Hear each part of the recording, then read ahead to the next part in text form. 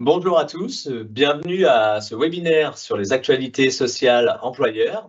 Avant de commencer, vous dire que ce webinaire sera disponible en replay. Vous prévenir aussi pour ceux qui le regardent en direct qu'on subit actuellement sur Caen des conditions orageuses qui rendent un peu instable notre réseau. Donc si jamais il y a une coupure, vous en connaîtrez la raison. Vous aurez mis à disposition à la fin de ce webinaire le support qui vous sera présenté aujourd'hui dans le fil de discussion qui vous servira également à poser vos questions au fil de la présentation, questions auxquelles on essaiera de répondre à la toute fin. Pour celles auxquelles on n'aura pas répondu, on vous transmettra également les infos par écrit, par mail. Je suis Vincent Le Chevalier, sous-directeur de l'URSSAF Normandie, et je suis accompagné de Franck Thibaudot, le président de l'Ordre des experts comptables de Normandie. Ravi d'être avec vous pour cette présentation à Caen. Merci Vincent. Allez, on commence. Quatre grands sujets à aborder aujourd'hui. Un sujet qui concerne les données économiques de notre territoire, à la fois des données issues de celles détenues par l'URSSAF, mais également par les experts comptables. Un point important autour de la déclaration sociale nominative et des comptes rendus métiers, du suivi des anomalies et de leur correction lors des périodes déclaratives. Un point sur le compte en ligne et l'accès par le tiers déclarant aux informations du dossier de leurs clients. Et enfin, un point sur le bulletin officiel de la sécurité sociale. Alors, d'abord un zoom donc, sur les chiffres du territoire. Donc je vous propose tout de suite d'aller sur une carte qui a été créée à partir des données dont on dispose au niveau de l'URSSAF. Ces données mettent en avant une régression de l'emploi salarié sur un an, donc vous l'avez peut-être constaté dans votre quotidien. Sur le premier trimestre, cette diminution des effectifs ralentit un peu, donc moins 0,1%, alors qu'on avait 0,5% au quatrième trimestre 2024. Moins 0,1% d'emplois salariés, ça correspond à moins 1300 salariés emplois sur la région. Donc on vous donne quelques chiffres. Sur un an, seul le secteur des autres services a cru de 0,1% et vous avez ensuite des diminutions sur l'ensemble des autres secteurs. Donc sur la partie image PME, en fait, qui est un indicateur délivré par la profession des experts comptables, en fait, elle condense l'ensemble des données fiscales là, qui vous sont présentées en termes de TVA notamment auprès des clients, des experts comptables. Donc on va être plutôt sur des commerces de proximité, des acteurs un petit peu du quotidien de la vie des Normands ou des Français. Donc on va être plutôt sur des TPE ou petites PME. Donc au niveau national, ça représente 600 000 entreprises.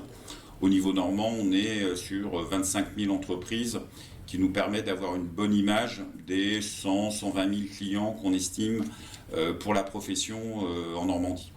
Donc on constate que sur le premier trimestre 2025, donc qui est comparé au chiffre d'affaires du premier trimestre 2024, on a une progression de 0,4%, alors qu'au niveau national, on est plutôt sur un moins 0,3%. On est hors effet d'inflation. On considère aujourd'hui que le premier trimestre 2025 a constaté une inflation de 0,8. Donc ça veut dire qu'à chiffre d'affaires corrélé de l'inflation, on serait quand même sur une baisse malgré l'augmentation de 0,4. Donc on voit la différence entre la Seine-Maritime qui est plutôt en régression, elle, sur le premier trimestre, avec des départements de l'Orne qui progressent plutôt bien, c'est-à-dire qu'ils sont à 1,9%. On a l'Eure ensuite, le Calvados qui suit avec 0,6% et la Manche à 0,1%, donc qui s'équilibre hors effet d'inflation, je le rappelle. Au niveau des activités, on ne vous a pas fait de slide, mais on vous fera pousser dans la conversation en fait, l'accès au site de l'Ordre, où vous aurez image PME au niveau national et au niveau régional. Donc on va de la boucherie qui perd 4,5%, aux détaillants de l'habillement, donc nos commerces de proximité qui perdent moins 3,6%, Après eux-mêmes des années un peu compliquées. La boucherie perd 4,5, c'est moins grave parce qu'on a des chiffres d'affaires 2023-2024 qui étaient quand même en belle progression. Donc on est plutôt en retour à une situation historique, ancienne, donc sur le chiffre d'affaires 22-23 pour l'instant. Et après, on a la pharmacie qui est à 3,5, on a les agences immobilières qui sont ce trimestre à 10%, mais qui font suite à, pareil, des années 23-24 en forte diminution compte tenu du contexte économique. Donc voilà, un petit peu la tendance aujourd'hui de la région. Et on devra avoir les chiffres du deuxième trimestre, nous, pendant les congés, bien mérités que chacun et chacune pourra profiter. Alors, vous retrouverez dans le fil de discussion, Franck l'a dit, l'accès aux données des experts comptables, Image PME. Vous pourrez également accéder au StatUR, donc, qui est la publication statistique de l'URSSAF trimestrielle, qu'on va également vous mettre en lien. Et puis, si vous voulez des informations plus précises, vous avez ce qu'on appelle l'Open URSSAF. Donc l'Open URSSAF, c'est un ensemble de jeux, plus d'une centaine de jeux de données qui sont mis à disposition par l'URSSAF, évidemment sous couvert d'anonymat, et qui vous permet de visualiser des données qui sont réparties, je pense qu'on va le voir sur la slide après, selon des catégories assez intéressantes, je pense. Si vous souhaitez avoir des données sur le marché du travail, considérer la masse salariale ou les déclarations d'embauche, vous pouvez avoir ces données-là sur une maille, un prisme fin de la zone géographique ou des secteurs d'activité. Également des sujets qui concernent les travailleurs indépendants, sur la difficulté des entreprises, les taux d'impayés des différents secteurs, les procédures collectives, le recours au chômage partiel. Voilà, un ensemble de données, y compris pour les particuliers employeurs, puisque je vous rappelle que le CESU et Page Emploi sont des dispositifs gérés par l'URSSAF.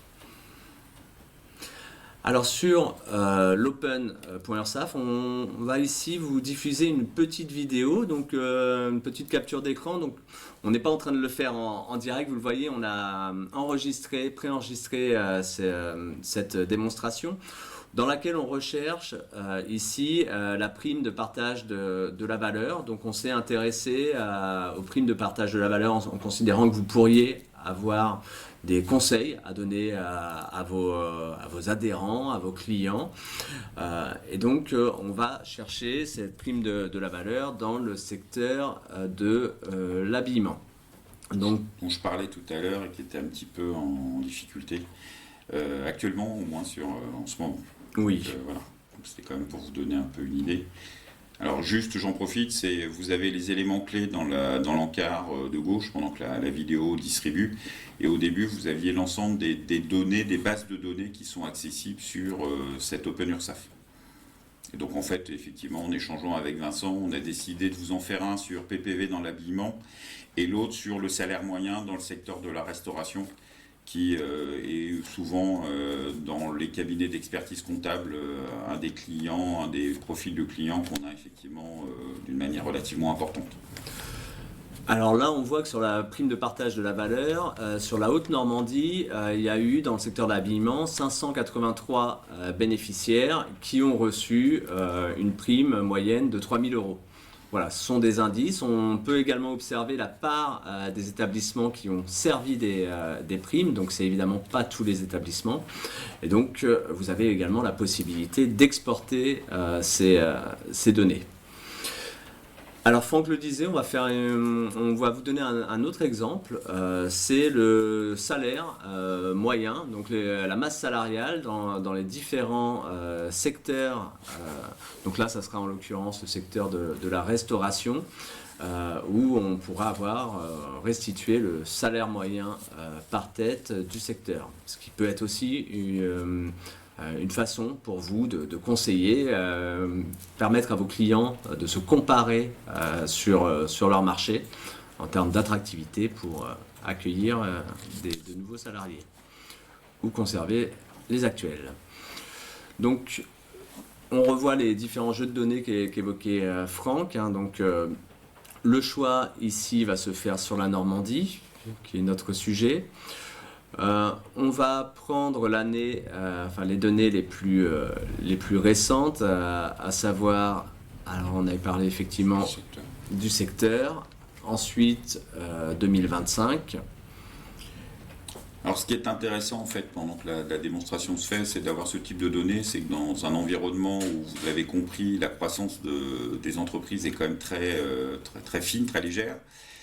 Dans un contexte où il n'y a quand même pas beaucoup de jeux de souplesse, il est quand même un peu important de pouvoir se comparer à l'ensemble de manière anonyme. Donc, en plus, à chaque fois, vous avez le nombre de salariés concernés, le nombre d'entreprises concernées.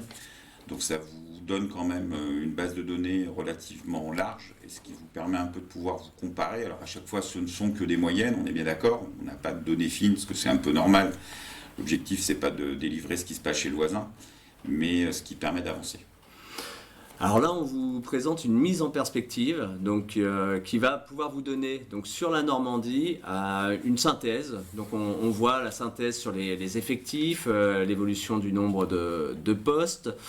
Donc on voit moins de 1000 postes dans l'effectif salarié. On voit également l'évolution de la masse salariale, le salaire moyen par tête. Donc ça, c'est une vue, je dirais, qui permet de ne pas extraire des données Excel pour les retraités. C'est une vue rapide que vous pouvez utiliser en présence de vos clients ou de vos adhérents, si vous êtes une organisation professionnelle. Donc en tout cas, l'Open URSAF, c'est aussi une des missions qu'on se donne en URSAF, c'est de partager nos données auprès des secteurs économiques pour que les bonnes décisions puissent être prises. Je précise que l'Open URSAF est également promu quand on intervient dans des écoles auprès de futurs entrepreneurs, voilà, sur la possibilité d'utiliser ça pour faire des études de marché. Donc n'hésitez pas, et puis chaque année, il y a des nouveaux jeux qui se créent. D'ailleurs, dans le cadre, avant d'aborder le sujet suivant, c'est que dans le cadre du partenariat que le Conseil régional des experts comptables de Normandie avec l'URSSAF de Normandie, l'utilisation de ces données est un petit peu en cours de traitement et d'analyse pour pouvoir compléter notre indicateur image PME et d'avoir une information la plus fiable et la plus fraîche possible. Parce là, on est quasiment de la donnée au jour le jour, quasiment au mois le mois, pour pouvoir nous permettre d'avoir une bonne visibilité de l'activité économique de notre région et voire même des départements, parce que vous l'avez compris, on peut descendre quand même relativement bas sur le sujet. Voilà, merci. Alors on va aborder maintenant le sujet de la DSN. On va évoquer la fiabilisation des données, des comptes rendus métiers. Donc je vous propose tout de suite qu'on aille dans le vif du sujet. Pour nous, la fiabilisation des données en URSSAF, c'est une mission essentielle. C'est une nouvelle stratégie nationale aujourd'hui qui est mise en place. Les données qui sont injectées grâce aux experts comptables, aux services RH, qui sont retraitées au niveau de l'URSSAF, sont des données qui vont permettre de générer de la solidarité à la source. Je m'explique, comme aujourd'hui on dispose du prélèvement à la source, demain l'idée c'est que ces données issues de la paye puissent permettre de reconstituer des niveaux de ressources à la maille individuelle pour que les organismes de protection sociale puissent aller directement vers les individus en leur disant, à notre connaissance, vous avez un niveau de ressources faible qui pourrait justifier l'octroi de prestations sociales. Et donc on va commencer par les minima sociaux, le RSA, la prime d'activité. Donc ce montant net social qu'il y a en bas du bulletin de paie et qui nous est adressé via les déclarations DSN, c'est de la donnée qui est immédiatement exploitée pour pouvoir faire fonctionner notre système de protection sociale. Alors, un petit schéma, quand une donnée arrive en DSN ou est rectifiée, cette donnée, elle est partagée avec l'ensemble des organismes de protection sociale. On le voit, l'assurance maladie, France Travail, les CAF et évidemment l'assurance retraite. Il y a 3 objectifs à avoir une donnée fiable, certifiée. C'est, je l'ai dit, sécuriser les droits sociaux des salariés, mais c'est aussi et surtout garantir l'exactitude du montant qui est collecté auprès des entreprises. Donc on fait des contrôles avec nos inspecteurs pour régulariser des situations, mais la sécurisation des données DSN, c'est aussi une façon d'être au plus juste de ce que l'entreprise doit. Et enfin, ça nous permet, une DSN de qualité, c'est d'assurer une juste redistribution des montants auprès des organismes prestataires. Alors, comment on garantit la qualité des données? On a des outils pour ça. On réagit très vite, c'est-à-dire que 4 heures après l'envoi de la DSN, si en URSSAF on constate une anomalie, on le renvoie. Donc on fait une information au tiers déclarant ou au service RH. On a à peu près 90 types de vérifications qui sont faites. Donc on reçoit chaque mois à l'échelle nationale 2 millions d'entreprises qui nous envoient leur DSN. En Normandie, c'est 90 000 blocs de DSN qui nous sont adressés.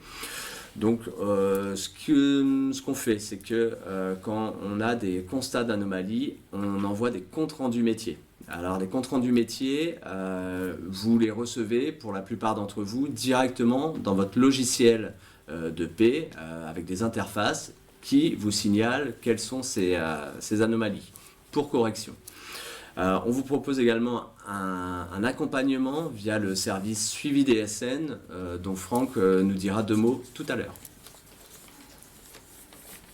Alors un petit exemple rapide de type de fiabilisation auquel on procède, je l'ai évoqué tout à l'heure, mais c'est sur le montant net social. Voilà, quand on constate des anomalies ou des incohérences, on le signale pour correction. Donc c'est là où je reprends la main, Vincent. Donc sur le compte rendu métier, en fait le sujet est remonté parce qu'il serait apparu que les retours en fait au CRM envoyés par l'URSSAF ne soient pas d'une manière un peu plus systématique retraités, laissés un peu dans les sujets. Donc l'objectif c'est quand même d'inciter à la correction des anomalies pour améliorer le recouvrement des cotisations, puisque je vous rappelle que l'objectif de l'URSSAF, c'est quand même de garantir la base sociale. L'historique dans notre profession d'expert comptable, c'était de garantir la base fiscale. Le fait d'être assez acteur ou d'être quand même un gros acteur de la production de paye fait en sorte qu'on a aussi une obligation vis-à-vis de nos clients de garantir la base sociale, d'où le fait de vous inciter à être très vigilant sur les CRM qui vous sont faits. Et donc en 2026, vous aurez notamment un petit rappel de l'ensemble des CRM auxquels vous n'aurez pas répondu dans l'année, pour qu'en fait ça vous permette de faire un petit focus sur l'ensemble des CRM que vous avez un petit peu laissé de côté au cours de l'exercice, et sur lequel je renouvelle le souhait et le conseil effectivement de le faire un petit peu au fil de l'eau et de manière quotidienne. Sur les bonnes pratiques, je pense que vous l'avez compris, une anomalie qui est plus récente et plus facile à corriger que d'aller rechercher le sujet. Quand elle est rectifiée rapidement, ça évite qu'elle se répète. Et donc vous-même, en fait, vous en bénéficiez un peu, et qu'une fois qu'elle est rectifiée, c'est à la fois la garantie pour les salariés de nos clients ou de vos entreprises, en fait, de pouvoir respecter leurs droits, et vous-même, c'est aussi un élément de sécurisation de votre base sociale et des déclarations calculées. Alors, ce matin, on cherchait le trio de tête des CRM. Alors, manifestement, ce début d'année, les taux d'AT font partie, et le premier de la classe en termes de CRM retenu, donc ce qui est un petit peu souvent normal en début d'année, donc un peu de vigilance sur ce sujet-là. Le deuxième est souvent des manques de cotisation AGS, donc un peu plus surprenant. Et le troisième, alors là, qui est un peu embêtant, c'est l'écart entre le montant déclaré et le montant calculé au niveau des cotisations sociales. Donc là, c'est un petit peu surprenant dans vos logiciels. Donc je vous incite effectivement à être vigilant à ce sujet. Et bien sûr, on a des gestionnaires en URSSAF qui sont tout à fait prêts à vous accompagner en cas de difficulté. Donc le suivi DSN, c'est un outil qui est complémentaire au compte rendu métier. Donc c'est un nouvel outil qui est disponible sur le compte en ligne de l'URSSAF et qui vous permet également d'être informé d'une anomalie, notamment quand ça concerne un écart entre les données agrégées et les données individuelles, sachant que le total des deux doit être égal. Donc les avantages, c'est d'avoir une vue différente qui vous permet de fiabiliser vos données sociales déclarées. évidemment, ça respecte les mêmes, ça correspond aux mêmes enjeux que l'ensemble de la DSN, à savoir à garantir une collecte juste, sécuriser les droits, et ça permet d'identifier l'origine de l'erreur et de la corriger au fil de l'eau. Donc, voyez le suivi DSN comme un complément. Quand vous avez des difficultés à interpréter ce qui peut arriver via votre logiciel de paie, n'hésitez pas à utiliser cet outil. Alors c'est aussi un complément, mais c'est aussi un moyen de conserver un petit peu l'historique de vos données, parce que quand vous avez un outil, l'outil vous en changez. On est des fois amené à ce que on perd l'historique, et c'est toujours bon de quand même dans votre dossier d'avoir un historique de ça. Et puis je vous rappelle que l'Agir Carco elle-même a elle-même créé son suivi DSN, et que à un moment donné dans l'historique de votre dossier, c'est plutôt bien de pouvoir maîtriser un petit peu ça et d'être en capacité de pouvoir expliquer l'ensemble des démarches et des travaux que vous avez menés sur le dossier. Donc là, vous avez un petit rappel en fait de comment accéder à la génération de votre suivi DSN sur le compte URSSAF, avec un certain nombre d'informations qui vous sont données, des éléments de compréhension, etc., des aides à la correction qui sont faits, et une synthèse qui est générée et qui vous permet d'appliquer la correction sur vos logiciels. Donc après, des fois, comme on le disait tout à l'heure, des fois c'est l'outil avec lequel vous échangez qui vous permet de faire ces générations-là. Vous pouvez également aussi le faire sur l'outil de l'URSSAF de la même façon. Là, on vous a mis un petit panneau, un petit slide pour vous permettre de voir effectivement comment on crée votre accès. Donc en fait, quand vous êtes direct entreprise, il faut avoir forcément un profil administrateur avec le fait d'avoir l'habilitation des déclarations des cotisations, ou un profil abonné avec les droits, tableau de bord, suivi DSN. Ou sinon, c'est en tant qu'expert comptable, le fait d'être tiers déclarant et de pouvoir avoir l'habilitation déclaration de cotisation. Donc vous avez la partie service en ligne, on a entouré tout en bas le tableau de bord suivi DSN. Et il ne vous reste plus qu'à cocher l'avis de mise à disposition suivi DSN, qui là n'est pas coché, mais qui est à cocher effectivement si vous voulez avoir cet outil à votre disposition. Merci Franck. Je vous propose maintenant d'aborder le compte en ligne et notamment l'accès au compte en ligne tiers déclarant. Alors le compte en ligne, avant toute chose, vous dire que c'est comme un compte Amélie. On ne peut pas aujourd'hui être entrepreneur sans avoir un suivi de son compte en ligne. Voilà, c'est l'outil moderne, on a la carte vitale aussi. Tout ça, ça correspond à l'équipement de l'entrepreneur. Le compte en ligne, indispensable. Alors, ce qu'on fait évidemment pour faciliter la gestion des experts comptables, c'est qu'on propose un accès au compte en ligne pour ceux qui ont une délégation en tant que tiers déclarant. Et donc, ce ne sont pas les mêmes codes qui sont demandés pour accéder en tant qu'individu ou entreprise au compte en ligne que pour un tiers déclarant. Les deux doivent avoir leur code. Donc, on met cet espace dédié aux experts comptables, aux tiers déclarants, pour faciliter le pilotage de votre portefeuille. Alors, utiliser le service en ligne expert comptable, évidemment, c'est avoir une gestion simplifiée de votre portefeuille avec des indicateurs sur le nombre d'incidents à traiter, le nombre d'anomalies DSN. On revient fréquemment au sujet, et tout à l'heure, Franck disait que c'était par le compte en ligne qu'on pouvait activer le suivi DSN. Ça permet aussi d'avoir la liste de vos clients, des accès directs à l'ensemble des fonctionnalités.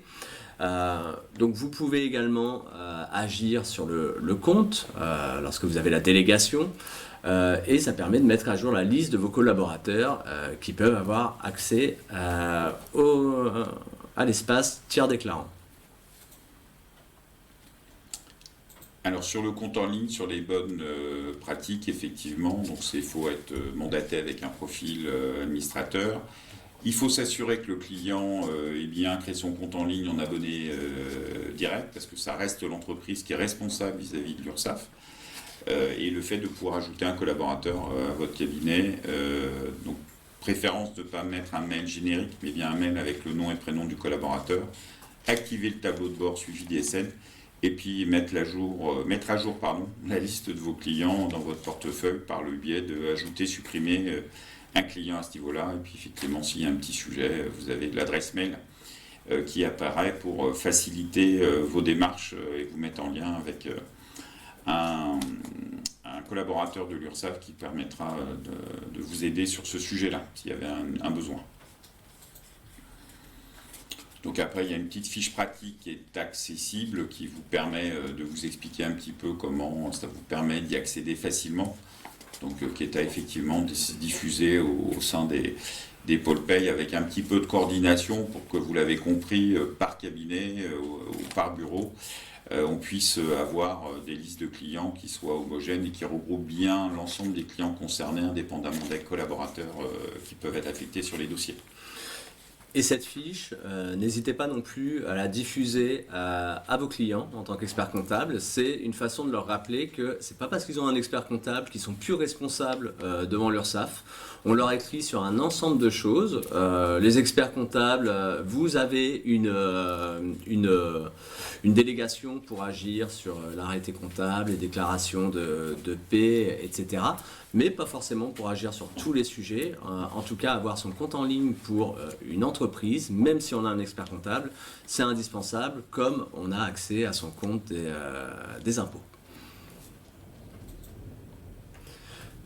On va aborder le dernier sujet d'aujourd'hui, c'est le bulletin officiel de la sécurité sociale. Donc vous connaissez peut-être, enfin déjà vous le connaissez peut-être, hein, le BOSS, mais vous connaissiez certainement avant cela le bulletin officiel des finances publiques, donc le BOFIP. Et ben c'est un équivalent. Voilà, c'est quelque chose qui permet d'apporter des positions juridiques opposables à l'URSSAF et des dispositions qui ne sont pas forcément toutes retranscrites dans les textes de droit, hein, les décrets. Donc, ce sont des positions. Donc, je vous propose qu'on aborde le sujet. Donc là, on avait fait un petit tri, parce que l'objectif, forcément, dans le temps qui nous était imparti, c'était pas forcément de vous montrer l'ensemble des sujets traités par le BOSS. Donc c'est là on voit que l'URSSAF a un petit peu d'humour sur le sujet. Donc vous avez vu bulletin de paie, règles d'assujettissement, exonération, autres éléments de rémunération. Donc il y a une rubrique épargne salariale qui s'est développée au cours de ces dernières années, sur lequel l'URSSAF a fait un effort effectivement de synthèse. Les mesures exceptionnelles ou dispositifs temporaires, et avec les rescrits sociaux, qui lui est une rubrique un petit peu nouvelle. Donc on vous a mis l'adresse mail, boss.gouv.fr, pour pouvoir y accéder, par vous-même avoir le lien des actualités du BOSS, en l'occurrence, sur lequel je ne peux que vous inciter à vous référer à ce sujet. Voilà, donc on avait mis, comme on avait fait tout à l'heure, une petite simulation sur l'Open URSSAF, sur la prime partage de la valeur. Là, on renvoie un petit peu le sujet sur l'épargne salariale avec les dispositifs correspondants, les rescrits sociaux. Donc c'est un petit peu important, parce que vous voyez, on a quand même, en 2024, sur la Normandie, on a 68 rescrits sur les frais professionnels. On a 503 questions juridiques, dont, alors c'est un peu identifié en fonction des réponses ou de la nature des réponses, avec presque 200 questions complexes, donc, qui nécessitent de pouvoir avoir un peu plus qu'une réponse oui-non, si je puis dire, et des thématiques récurrentes qui sont souvent utilisées dans les mots-clés, qui sont les frais professionnels, les avantages en nature, qui auront vocation prochainement à évoluer, les assiettes et plafonds de cotisation, et les prestations vis-à-vis des comités sociaux économiques, nos fameux comités d'entreprise. Voilà. Donc là, on avait fait une petite simulation. Voilà. Donc là, on avait fait un petit renvoi dans le cas de l'actualité. Vous aviez l'octroi par l'employeur d'un budget de 50 € par salarié par an pour l'organisation de moments covision interne à l'entreprise. Peut-il être considéré comme un avantage en nature à assujettir aux cotisations sociales et contributions? Donc vous avez la réponse derrière correspondante, donc vous devez arriver effectivement à lire, qui vous permet d'avoir la réponse à ce sujet-là quand la question est posée, ou parce que vous posez la question en amont, ou lors d'un événement particulier qui nécessiterait de vous organiser sur le sujet. Alors, dans l'actualité, par exemple, ce matin, avant de prendre la route pour arriver à Caen, le BOSS se met à jour quasiment tous les jours. Donc, le 27 juin, par exemple, vous aviez une petite actualisation qui était liée, je prends mon anti-sèche, sur le fait générateur des cotisations et contributions sociales avec des règles clarifiées selon la nature et le montant du versement de l'AREM. Et puis lundi, vous aviez des ajustements sur les conditions d'assujettissement des stagiaires et des règles de réduction de charges applicables, en l'occurrence, aux sapeurs-pompiers volontaires. Donc vous voyez, c'est une base qui s'alimente de manière régulière en fonction de l'actualité et des retours de l'URSSAF, sur lequel je vous insiste à effectivement avoir l'information pour qu'elle puisse vous remonter, et puis que de temps en temps vous pensiez à la consulter avec l'adresse mail que vous retrouverez dans le support. Voilà. Évidemment, il y a un moteur de recherche pour retrouver ces sujets, sapeurs-pompiers, les choses précises. Rassurez-vous, c'est bien fait. Et puis surtout, le but, c'est de vous sécuriser, comme on peut avoir d'autres outils aussi autour des accords d'intéressement. C'est de vous mettre en situation de sécurité par rapport à ce que vous faites pour les salariés de votre entreprise. On arrive au terme de cette présentation. J'espère que vous avez eu des réponses à vos questions, et puis que pour les autres, on puisse les traiter dans le fil d'actualité. Donc, l'URSSAF peut-elle nous aider à activer le compte en ligne expert comptable ? Oui, bien sûr. D'ailleurs, dans le diaporama qui sera mis à votre disposition, on rappelle l'adresse mail d'ailleurs qui a été remise dans le fil de discussion. Donc, ce sont des experts qui répondent à ce type de questions. Donc, assistance.normandie@ursaf.fr, et on revient vers vous très, très rapidement, sans difficulté. On va remonter le fil des interventions au fur et à mesure. Le suivi des SN. Là, sur le site, là, il faut reprendre sur votre site URSSAF, sur votre compte en ligne URSSAF-déclarant, qui est repris dans le support. Vous allez créer votre compte pour pouvoir avoir déjà le retour des CRM, et de voir votre historique que vous pourrez garder aussi longtemps que vous aurez votre compte URSSAF correspondant. Oui, l'Open URSSAF est directement accessible. Le plus simple, c'est de taper dans Google Open URSSAF, et vous arriverez tout de suite sur le site qui s'appelle open.ursaf.fr.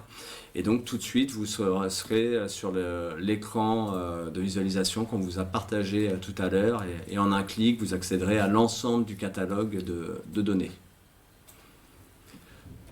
Alors, comment poser une question juridique ? Écoutez, je pense que déjà le compte en ligne, c'est le meilleur outil pour nous la poser. Évidemment, vous pouvez nous appeler, mais les questions les plus pointues, on ne va pas savoir vous les donner immédiatement au téléphone. Donc, une question qui nous est adressée par le compte en ligne arrive directement vers nos experts juridiques. Donc, je dirais, ça va être une réponse de Normand. Si elle est très simple, plutôt simple, contactez le 3957. Si elle est plutôt très, très pointue, via votre compte en ligne, la demande sera adressée directement à notre service juridique.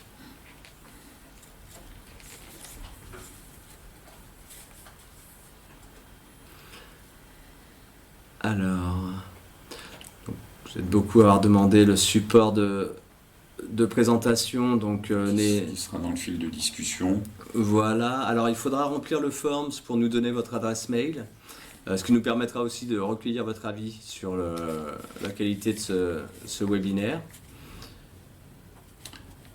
On profite aussi de l'occasion, c'est qu'il y en a un autre qui sera organisé à la rentrée. Là, plutôt vis-à-vis des travailleurs indépendants. On a voulu faire la distinction au niveau des échanges entre la partie base sociale et puis la partie travailleurs indépendants. Donc vous avez le rendez-vous qui s'affiche là, le 13 octobre. Donc là, on a pris plutôt le début d'après-midi. Aujourd'hui, on avait fait fin de matinée. On vous retrouvera le 13 octobre de 14h30, toujours pareil, dans un même format, jusqu'à 15h15, dans un même format, je disais, on va dire une demi-heure, 35 minutes de présentation, et puis la possibilité d'avoir une dizaine de minutes de questions pour respecter un peu notre timing pour les uns et les autres. Donc gardez cette date, notez-la bien, parce que nous serons là, à nouveau. Une question à laquelle je pense que Franck Nibodo a déjà répondu sur les 3 premiers. Alors oui, pouvons-nous avoir les motifs principaux d'anomalie DSN? Là aujourd'hui, effectivement, alors ces anomalies évoluent un petit peu au cours de l'année, mais en ce début d'année, comme je le disais en préambule, on a les taux d'AT, les cotisations AGS, et aujourd'hui, effectivement, un décalage un peu surprenant entre les montants déclarés et les montants calculés, qui fait en sorte qu'il y a un moment donné où des régules qui ont été mal organisées, mal déclarées, et qui font en sorte que lorsque vous envoyez votre DSN, ça remonte en anomalie CRM. Donc c'est le genre d'anomalie qui, par nature, peut interpeller quand même l'URSSAF, parce que si ce que vous déclarez n'est pas cotisé, forcément, ils vont s'interpeller ou se poser quelques questions quand leur enjeu est de garantir la base sociale. Donc voilà, donc on aura l'occasion, je pense, un petit peu d'échanger, puisque ça fait partie des travaux qu'on est en train de mener avec l'URSSAF, de créer un peu de fluidité, et que sur la base, en fait, notamment du CRM annuel, qui n'existait pas, qui permettra de récapituler, je pense qu'on aura l'occasion un petit peu de travailler sur ces retours CRM pour fluidifier, faciliter et le travail des gestionnaires de paye et de l'URSSAF dans un intérêt bien compris. Alors, a priori, le lien au boss ne fonctionne pas. Pour s'abonner au boss, ne fonctionne pas. Alors, on l'a renvoyé normalement, on peut réessayer. Oui. Je vérifie, mais...